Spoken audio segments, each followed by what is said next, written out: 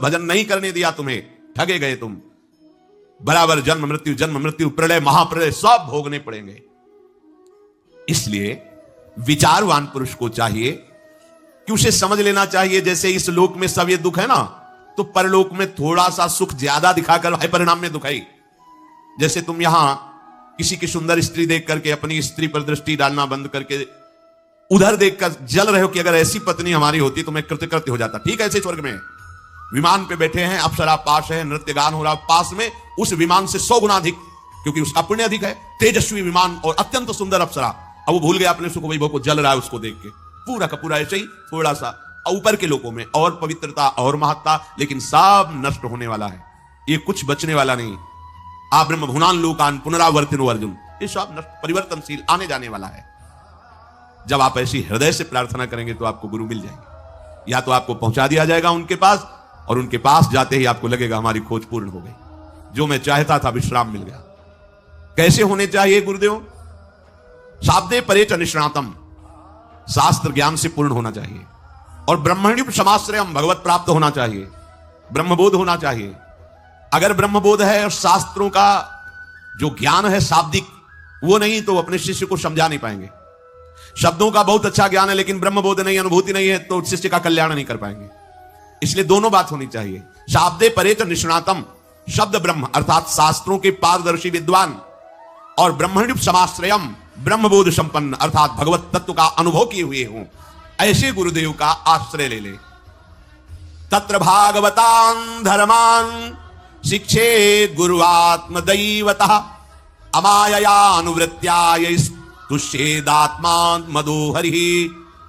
शिष्य को चाहे से करनी चाहिए, पहले उस अव्यक्त गुरु से प्रार्थना करनी चाहिए, परमात्मा से, ईश्वर से, प्रभु से, हे नाथ आप हमें गुरुदेव रूप से मिले, मैं नहीं जानता कौन गुरुदेव है, कैसे होने चाहिए।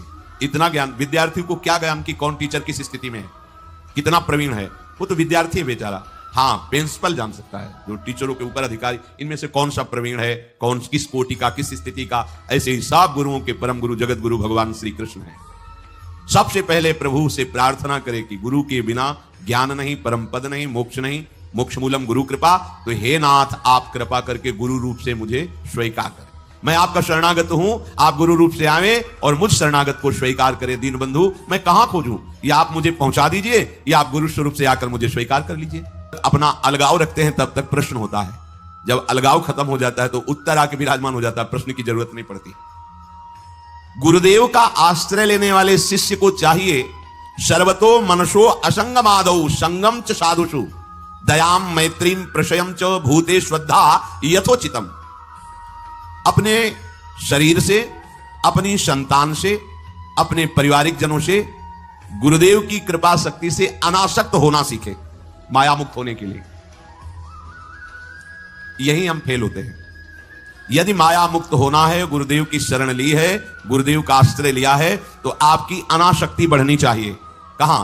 शरीर से अनासक्त, पुत्रों से अनासक्त, परिवार के संबंधों से अनासक्त। अनासक्त का मतलब बाबा जी बन जाना नहीं होता है, ये अंदर की बात होती है। नाथ सकल संपदा तुम्हारी, मैं से पूरा चरित्र आता है उनका उसमें कि कोई वैष्णव का शरीर बहा जा रहा था, उन्होंने उपहास किया लोगों ने, तो तुम्हारा वो लाए और संस्कार किया, भगवान के पार्षद आए प्रसाद पाने, बड़ा चरित्र है। इसमें कह रहे यदि माया मुक्त होना चाहते हो, गुरु का आश्रय, उनकी सेवा, मन वचन कर्म से उनकी अधीनता, और शरीर और शरीर संबंधियों से अनासक्ति। इसके बाद भगवान के वैष्णव जनों से, भक्तों से कैसे प्रेम करना चाहिए, यहां यह बात क्यों कह दी? क्योंकि यही अपराध सब मिटा देगा आपको। ध्यान रखना, सृष्टि में कहीं भी आप भयंकर अपराध करोगे तो सबसे पहला काम होगा गुरु पर दोष दृष्टि हो जाना, गुरु से संबंध हटवा देना, क्योंकि तुम्हारा तभी नाश होगा जब गुरु पर दोष दृष्टि और गुरु से संबंध हटेगा, तभी माया तुम्हें रौंद पाएगी। नहीं, गुरु मेहरबान तो चेला पहलवान। अगर गुरु कृपा दृष्टि है तो घोर प्रपंच में खड़ा भी हो तो भी माया उस पर आंख नहीं दिखा सकती, ऐसी भगवान की गुरु महिमा है। समस्त तुम्हारा सगा भाई होता तो तुम क्या करते? बोलो ना क्या करते? तो उनका शरीर से, बुद्धि से, धन से, जैसे भी होता मैं उसे बचाता। इसे क्यों नहीं बचाया? इसका मतलब गुरु संबंध से श्रेष्ठ तुम्हारा परिवार का संबंध है। जाओ हम तुम्हारा त्याग करते हैं। श्री वल्लभाचार्य अपनी सगी बहन से भी पूज्य गुरु बहन है, अपने सगे भाई से भी प्यारा गुरु भाई है, क्योंकि सगा भाई माता के उदर से संबंध रखता है और गुरु भाई भगवान से संबंध रखता है, श्री जी से संबंध रखता है। हमारा भक्तों के साथ कैसा व्यवहार होना चाहिए? कम से कम सगे भाई जैसा तो होना ही चाहिए। वैसे तो लालाचार्य जी को आचार्य चरण ने आदेश किया था कि भगवान के प्रेमी जनों को भगवान के समान देखना चाहिए। यदि ऐसा ना हो तो गुरु के समान तो देखना ही चाहिए। तो उनका ऐसा भी नहीं कर सकते, आपके समान मैं किसी को नहीं मान सकता। तो उनका फिर सगे भाई जैसा तो मान सकते, बोले आजीवन व्रत आपकी आज्ञा का पालन करूंगा। क्या चाहिए? अब ऐसे पशु की तरह शौच हो लिए, उठे चल दिए, ऐसे नहीं। पवित्रता शौचाचार का निर्वाह कीजिए। लघुशंका भी जाइए तो जल लेकर जाइए। इंद्री का प्रक्षालन, फिर हाथ का प्रक्षालन, फिर 3 बार आचमन, राधा वल्लभ श्री हरिवंश, राधा वल्लभ श्री हरिवंश, जैसे शास्त्रीय विधान में केशवाय नमः, नारायणाय नमः, माधवाय। पवित्र रहिए। देखो भजन कैसे नहीं होता। मिट्टी जल आदि से बाह्य शरीर की पवित्रता और छल कपट के त्याग से भीतर की पवित्रता बढ़ती है। गुरु से कपट, यह सर्वनाश का लक्षण है। अगर तुम में कोई दोष है, गुरुदेव पूछ रहे हैं, तुमने ऐसा अक्षरशः जैसा हृदय में वैसा बोल दे, जी अब चाहे दंड दो चाहे क्षमा करो, ये आपका विषय, पर सत्य बात यह कि मेरे हृदय में ऐसी पाप वृत्ति थी, मैंने ऐसा किया या ऐसा करने का हमारे संकल्प बन रहा है। गुरु से कपट नहीं। अंदर कपट रखोगे, मन मलिन हो जाएगा, भाग जाओगे, माया घसीट ले जाएगी। जो गुरुदेव ने उपासना दी है उसी का केवल अनुष्ठान। समय कहां आपके पास और के लिए? कहां समय है? प्रियाजू के सिवा हमारे पास समय कहां है? ऐसी दिनचर्या है, एक क्षण भी तो समय नहीं है, तो हम फिर और क्या अनुष्ठान करें? अपनी लाडली जी को हर समय देखते रहना है, दुलार करना है, नाम मंत्र वाणी जी का गायन, उन्हीं की सेवा में। गृहस्थी है तो जो व्यापार नौकरी उन्हीं के लिए समर्पित करें। इसके लिए बहुत सहन शक्ति चाहिए। ठंडी गर्मी, मान अपमान, निंदा स्तुति, परिवार वालों की अवहेलना, ये सब मिलेगा इनाम में। इसे सहो चुपचाप। इसके लिए रो मत। कैसे लोग हैं, रो देते हैं, शरीर की प्रतिकूलता में रो देते हैं। अरे आंसू श्री जी के लिए, सिर्फ प्यार में रो श्री जी के, और सब दुख मुस्कुरा के सहना सीखो।